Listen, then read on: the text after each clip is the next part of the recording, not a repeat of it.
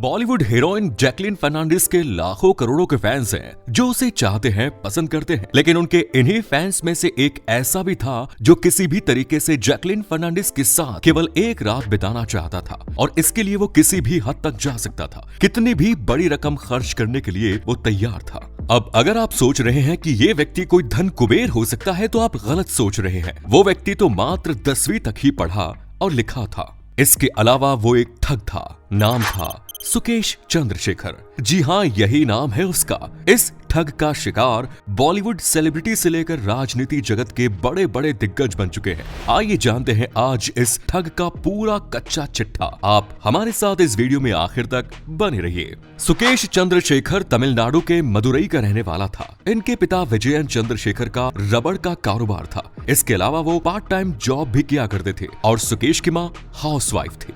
जमीन से उठकर इनके पिता ने काफी मेहनत की और अपने आप को इस लायक बनाया कि वो अपने बेटे को शहर के एक बड़े स्कूल बाल्टविन हाई स्कूल में पढ़ा सके, जहां बड़े बड़े अमीरों के बच्चे पढ़ा करते थे।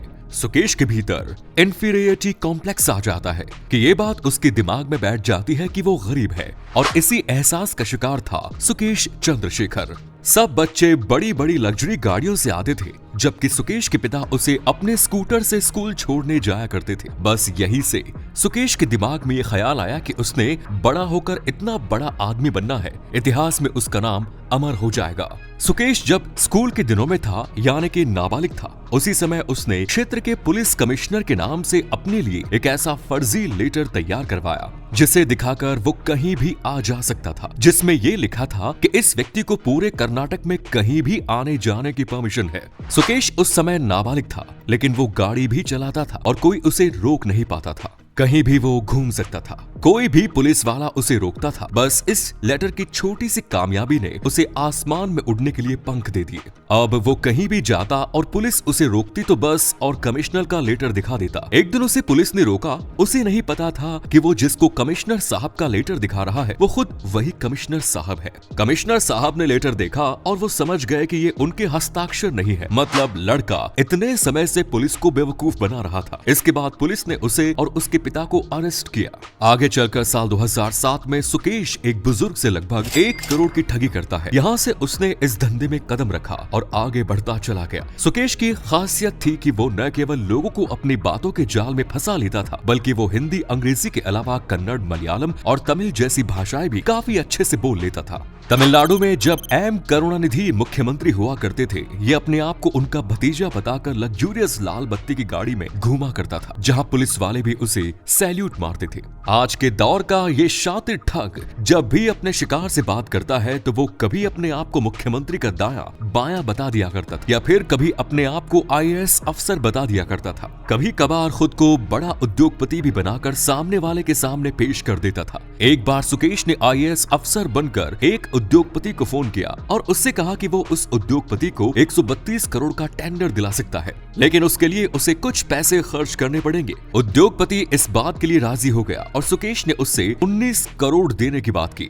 उद्योगपति के पास उस समय उसने पैसे नहीं थे। उसने कैनबरा बैंक से लोन लेने की कोशिश की। लोन आसानी से नहीं हो रहा था, इसीलिए सुकेश ने बैंक मैनेजर को भी उपहार देने की बात कहकर पटा लिया और फाइनली बैंक उस उद्योगपति के खाते में 19 करोड़ ट्रांसफर कर देता है। जब भेद खुलता है तब इन लोगों को पता चलता है कि ये तो कोई ठग था और बैंक के खाते से 12 करोड़ रुपए निकाल लिए जाते हैं। बैंक खाता सीज होने से पहले ही ठग अपना काम कर चुका था। आगे चलकर उसने मलयालम फिल्म की अभिनेत्री लीना मारिया पॉल से संपर्क किया और उसे अपनी एक फिल्म में काम देने के लिए अप्रोच किया। लीना जब उससे मिलने आई तो उसने लीना को कुछ इस तरीके के ठाट बाट दिखाए कि वो इम्प्रेस हो गई। बाकायदा लाल बत्ती की गाड़ी और उसे सैल्यूट ठोकते लोग लीना को इतने पसंद आए कि धीरे धीरे वो सुकेश के करीब आते चली गई।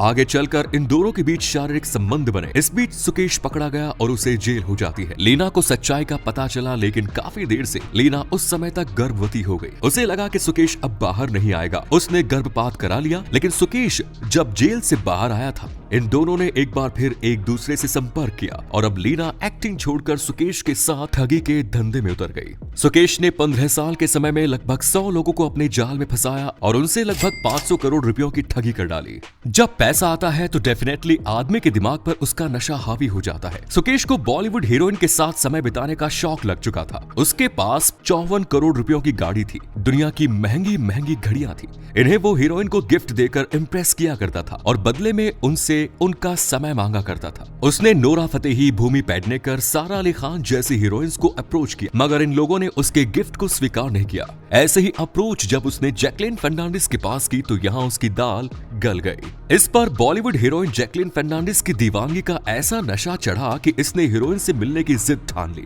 वो केवल एक ऐसे राइट कॉन्टेक्ट की तलाश में था जो उसे उसकी पसंदीदा हीरोइन से मिलवा सके। जैसे ही ये राइट कॉन्टेक्ट कंफर्म हुआ, मुंबई के एयरपोर्ट में 1.5 लाख रुपए घंटे के किराए वाला एक प्राइवेट जेट पहुंचता है, जिसमें बॉलीवुड की ये हीरोइन सवार होती है और चेन्नई के लिए उड़ जाती है। चेन्नई की हयात होटल में इन दोनों के मिलने का समय भी तय हो गया था। मुंबई से उड़ने वाला प्राइवेट जेट जब चेन्नई एयरपोर्ट पर पहुंचा तो वहां पहले से मौजूद एक हेलीकॉप्टर उस हीरोइन को लेकर हयात होटल के लिए रवाना हो गया। आखिरकार सुकेश चंद्रशेखर जिस हीरोइन के सपने दिन रात देखा करता था, आज वो उसके सामने थी। इसके बाद दोनों ने एक रात का क्वालिटी टाइम एक दूसरे के साथ स्पेंड किया और फिर वो हीरोइन वापस मुंबई आ गई। आगे चलकर सुकेश चंद्रशेखर ने हीरोइन के अमेरिका और ऑस्ट्रेलिया में रहने वाले भाइयों और बहनों को लगभग 7 करोड़ रुपए गिफ्ट किए, जिसमें महंगी महंगी गाड़ियां भी शामिल थी। मगर जैकलीन सुकेश की सच्चाई को नहीं जानती थी। जब वो उसे सच्चाई का पता चला तब तक देर हो चुकी थी और वो ईडी के शिकंजे में फंस गई। लेकिन सुकेश ने जो जबरदस्त ठगी का कारनामा किया, उसकी कहानी इससे भी ज्यादा दिलचस्प है। जयललिता की मौत के बाद उनकी पार्टी 2 भागों में बट गई और उन दोनों के बीच पार्टी के चुनाव चिन्ह को लेकर झगड़े शुरू हो गए। तब चुनाव आयोग ने जयललिता की पार्टी के चुनाव चिन्ह 2 बत्ती को कब्जे में ले लिया। इसके बाद उनकी पार्टी की दावेदार शशिकला के भतीजे दिनाकरण पार्टी के चुनाव चिन्ह के लिए काफी प्रयास कर रहे थे, पर उनका काम नहीं बन रहा था। ऐसे में सुकेश चंद्रशेखर सामने आया और उसने बताया कि चुनाव आयोग के एक बड़े अधिकारी से उसकी बात हुई है और वो उन्हें पार्टी का चुनाव चिन्ह दिला सकता है, लेकिन बदले में उसे पैसे देने पड़ेंगे। कुल मिलाकर ये सौदा 50 करोड़ में तय हुआ। सारी डील दिल्ली के होटल में होनी थी। सुकेश चंद्रशेखर भी वहां पहुंचता है और अधिकारियों के बीच बातचीत होती है। उसी समय वहां पर सुकेश अरेस्ट हो जाता है। दरअसल ये जाल उसके लिए ही बिछाया गया था। इसके बाद सुकेश को तिहाड़ जेल भेज दिया जाता है। सुकेश ने तिहाड़ जेल में भी अपना जाल फैलाना शुरू किया और जेल के अधिकारियों को महीने का 1 करोड़ रुपए रिश्वत में बांटना शुरू किया। सुकेश चंद्रशेखर को बाकायदा एक बैरक अकेले के लिए अलॉट की गई। हालांकि उस बैरक में एक साथ कम से कम 40 कैदी रह सकते थे। उसे तमाम सुविधाएं दी गई और वो वहां पर एक आलीशान जिंदगी जीने लगा। इस बीच उसकी नजर जेल में बंद शिवेंद्र मोहन सिंह पर पड़ी। जेल में शिवेंद्र के बड़े भाई मलविंदर सिंह भी बंद थे।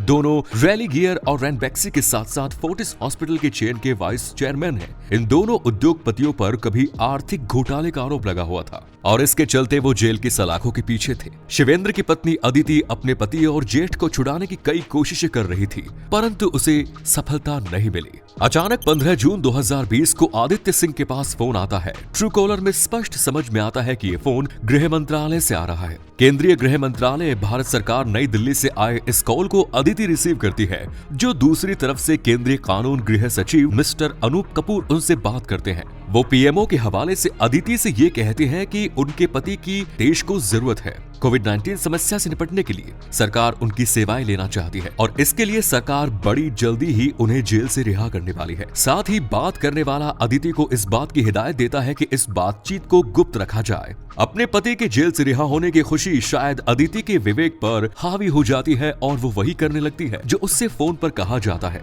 अदिति सिंह से फोन पर पार्टी फंड में पहले तो 20 करोड़ देने की बात की जाती है, लेकिन आगे चलकर उससे साल भर में लगभग 40 बार और पैसे लिए जाते हैं और इस तरह करीब 200 करोड़ रुपए ठग लिए जाते हैं। बड़ी मात्रा में पैसों को निकाला जाता है। ईडी की नजर में आ जाता है ये, और फिर जब पूछताछ होती है तो सारा भेद खुलकर सामने आता है। पुलिस तिहाड़ जेल तक पहुंचती है तो उसे पता चलता है कि ये सारा खेल जेल में बैठकर सुकेश चंद्रशेखर खेल रहा था। उसे जेल अधिकारियों की मदद से मोबाइल मिल गया और जेल में ही शिवेंद्र के रूप में उससे अपना अगला शिकार भी, जिससे उसने 200 करोड़ रुपए ठग लिए। चुनाव अधिकारियों के साथ मिलकर रिश्वत लेने के साथ साथ अब सुकेश चंद्रशेखर पर 200 करोड़ रुपयों की ठगी का मामला भी सामने आ चुका था। फिलहाल सुकेश जेल में है और न्यायालय के फैसले के इंतजार में। तो ये थी सुकेश चंद्रशेखर की पूरी कहानी। उम्मीद करते हैं कि वीडियो आपको पसंद आया होगा। इस पर अपनी राय कमेंट्स में जरूर दीजिए। फिर मिलेंगे नए वीडियो में, तब तक के लिए जय हिंद, जय भारत, वंदे मातरम।